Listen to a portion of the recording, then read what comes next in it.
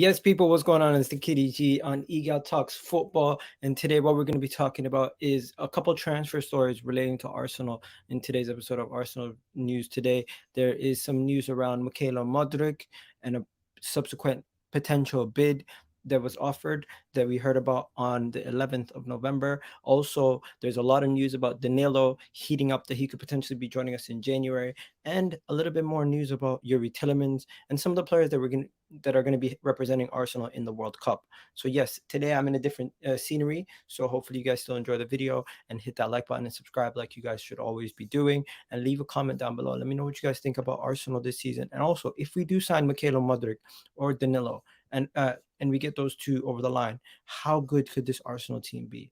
If we do get those two guys over the line, could we potentially win the league? Let me know what you guys think, because those two signings could be game changers, right? Imagine now that Bukayo Saka is coming off the bench, you have Mykhaylo Mudryk and Isar there, or Gabriel Magalhaes coming off. Gabriel Jesus is coming off the bench. You can put Eddie Nketiah in, and you still have all these other options. It's just like maybe we still need more, but let me know what you guys think. Partey comes off. You have Danilo. It's looking good. It's looking good. But yeah, let's get started with the first transfer rumor, and that has to be the Mykhaylo Mudryk rumor. So the rumor came out on the 10th of November that Arsenal are serious about Mykhaylo Mudryk and have made an offer for around 60 million euros, which is around 52 million pounds, and Shakhtar Donetsk are reflecting on the offer. Now, that is originally what came out. And when that came out, I was like, I don't know what to believe, ladies and gentlemen. Mykhaylo Mudryk is a fantastic baller. We know how good he is. We know how much they rate him. They actually turned down a 30 million pound bid from Arsenal originally. So when we hear about this rumor, we're like, let's see where it goes. Let's see. We don't know what to believe. We need to wait for more confirmation. We need to see more. We need to hear more about the situation. And then, as we always know, we're waiting for Fabrizio Romano to give us more clarity on the situation, right? So what do we get? Fabrizio Romano says Mudryk is one to watch in 2023. Arsenal are still interested. Contract ongoing since August. No official offer on Shakhtar's table yet. The race is open, and there's also other clubs. Shakhtar want around 50 to 60 million to sell. Coincidentally, that is exactly the same amount that was reported Arsenal were willing to offer on the table. Now, the journalist that did report this, he is quite credible and he has gotten a lot of things right, but we have to wait and see how far this progresses. I think Mykhaylo Mudryk is an absolute fantastic baller. We know how good he is. They call him the Ukrainian Neymar for a reason. But my question to everyone here is, what do you guys think about the potential signing of the man? Do you think if Arsenal were to buy Mykhaylo Mudryk in January, this would potentially push us not only into the challenger realm, which I feel like we're already in right now, but push us over the edge to try to win it over City? Could we win the Premier League this season? And is it that the signings that we're about to make could help us push on over to the edge to get that over the line? Now, Josh Kroenke has been more engaged and more involved in Arsenal than ever before. There has been a renewed level of the experiment among the board members with recent improvements. Rumor has it that the Kroenkes would be willing to invest as much as possible in January to try to get Arsenal over the line to win the Premier League this season. Now, if that does happen and the Kroenkes do fully back us and they get us in full contention this season, we no longer can be on the Kroenkes' backs as much as we used to be. If they deliver on a league or a Champions League, that's when I rein it back. And I'm like, you know what? The Kroenkes are doing the right thing. But where we go from there, we'll have to wait and see. But right now, let's just get there. Let's just get there. And if they can get us there, I'm more than happy. At this moment in time, I'm not saying I'm Kroenke in or anything like that, but I'm just not on their necks as much as I used to be. And if Josh Kroenke, who has been the main guy, we should look at Josh Kroenke differently from the way we look at Stan. Really. We should, because Stan Kroenke didn't really do that much. Where Josh Kroenke, he's putting in a lot of work. He's staying there. He's going to games. He's involved. I genuinely believe Josh Kroenke has changed the way the club runs, and for the better. For the better. And another person who's been heavily involved in changing the way the club is run is Edu. Now, rumor has it that Edu will be active in the January transfer window. This is great news. This is great news. Edu is going to be active in the January transfer window, and rumor has it that he might be lined up. He might be lined up for a new contract. So I'm hearing some murmurs. I'm hearing some murmurs about potential stuff that might be happening with Edu and all these other things. And some of the things that I'm hearing about Edu are interesting to say the least, because I'm hearing about things that he did in the past, things that he did with Arsenal and Gabriel Magalhaes, and I'm like, what does that have to do with Arsenal now? What does that have to do with what's going on now? But it just seems like they're putting out a lot of PR there for Edu, and it seems kind of like Edu might be getting a new contract very, very soon. Now, let me just show you guys what I mean by some of this PR, because I seen a tweet the other day where they were talking about how Edu's role has been so important at Arsenal. I found it. So this tweet says Edu played a crucial role. Let me show you guys what I'm looking at, by the way. Let me show you guys what I'm looking at. So this is what I was looking at. So they're saying Edu played a crucial role in pursuing Gabriel Jesus this summer, and same true with Gabriel Magalhaes, who has privately cited Edu as the main reason for joining Arsenal in 2020. He had at least four other top European sides to choose from at the time. So they're more or less likely going to be giving Edu a new contract very, very soon.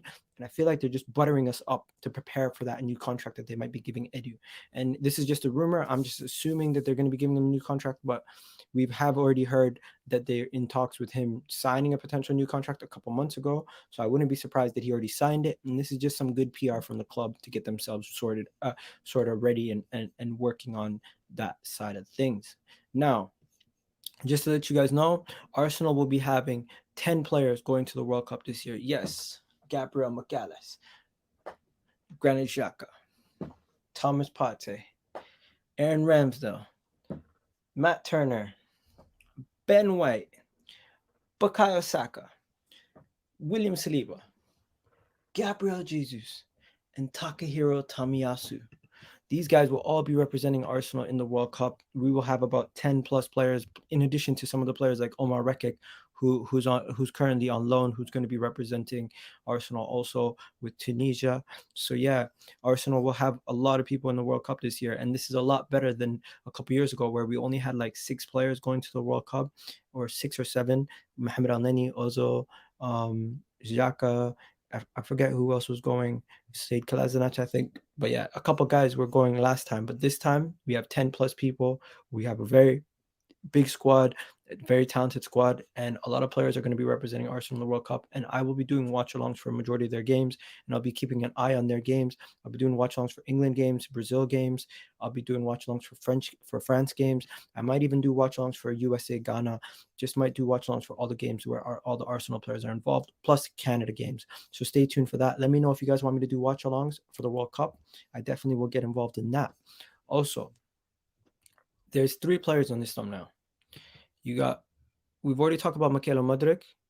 Now let's talk about Danilo. Rumor has it Danilo is progressing, and Edu Gaspar is working on the deal and could be finalized even before the window opens. That is the rumor that we're hearing about with Danilo. And here's another one: Arsenal in January are likely to bid for Tielemans, as understood by 90 men, and they're likely to do a measurable. Source have told 90 Min in January the deal for the Palmeiras star is far more likely to materialize. Talks we understand in the advanced stages for Danilo. So there you go, 2 rumors in one. So Arsenal could be bidding for Tielemans, or we could be still going for Danilo. But let me know if Arsenal do get midfield strength and we do get our, what we want already with Mykhaylo Mudryk. This could be game changers, people. This could be absolute game changers for Arsenal. I'm not even gonna lie. I'm getting excited, and the window hasn't even started yet. Now, if you had to pick, who would you rather have? Would you rather have Tielemans, or would you rather have Danilo? Because Danilo is more of a DM, where Tielemans is more of an advanced eight. Do we need more advanced eights, or do we need more of a DM? I think we need that DM. But but reports have also come out. Reports have also come out that Arsenal have already agreed to sign a free for next year with Tielemans. So why would we then bid for him in January if this is also true? Because these reports came out the other day. Arsenal have an agreement with Tielemans to sign him on a free next season. This is reported by an outlet here. I'm gonna find a better report than this because I don't know how much I can trust this one. But yeah, reports coming out that Tielemans has already agreed a deal with Arsenal. That is another thing. We're hearing reports that Arsenal might go in for him in January. There's just so much going on. But yeah, so just to give you guys a quick synopsis: 60 million euros for uh, Mykhaylo Mudryk potentially, 25 million potentially for Danilo, and a pre-agreement contract for Tielemans, or potentially 10 to 15 million. That is what is rumored at this moment in time for those different deals. Now, there is one more potential deal on the table. One more potential deal on the table, and that is the representatives of Facundo Torres are still in England, and conversations with Arsenal have advanced. The call for the national team was very good for him, and Arsenal told his agent that they are making a move for the player after the World Cup. Now, I don't watch the MLS too much, but I'll tell you this from what I watched in the MLS. Um, if you guys remember Almiron, who's currently doing amazing, he came from the MLS, but when he was playing the MLS, he was the MLS's best player. He was one of the MLS's best players. And Facundo Torres is far from that. I don't think he's ready for Arsenal. I don't think this guy is of the standard at this moment in time to join a club like Arsenal. If he was to join Arsenal, maybe down the line, maybe a couple years down the line. But right now, I don't think he's ready yet. I don't think he's ready yet. I don't think it's at this moment in time it benefits Arsenal to be signing this young man. We should be looking for higher quality players than him. But hey, who am I to pick and choose what Arsenal should do? I'm just a fan, right? But I'm letting you guys know I personally don't think he's of the standard for what we are looking for at Arsenal Football Club. I just don't believe he's ready yet to be joining Arsenal, and I think that this would be potentially a poor signing from Arsenal. It's going to take him. It's going to take. He's probably 2 years away from playing at this top level, and you guys let me know if you guys watch him in America and you think he's ready, but I just don't think he's ready yet. I don't think he's ready yet. But somebody who might be another interesting signing that Arsenal could be potentially making is Chukwueze. If you guys can see here, this is what it says about Chukwueze. It says Villarreal's winger Chukwueze has emerged as a transfer target for Arsenal manager Mikel Arteta, who wants to bring in competition and cover for Martinelli and Bukayo Saka. The 23-year-old could leave Villarreal for around 40 million euros. Now, I'm not gonna lie to you. I don't think Arsenal are gonna sign him for 40 million euros. Uh, but we'll have to wait and see how this progresses. He doesn't have the end product for me to bring in at Arsenal, and he's a great winger, but he doesn't have enough end product for me yet. Maybe he can develop that. Maybe he can develop that under Arsenal. But from what I've seen at Villarreal, he's not pulling up trees statistically, and maybe he'll do it in his performances. But we need to see more from him before I start saying, you know what, we should be spending this, we should be spending that. Yeah, no, I just don't think he is of the level yet, in my opinion. Now, Italian clubs urged to sign impressive Arsenal loanee.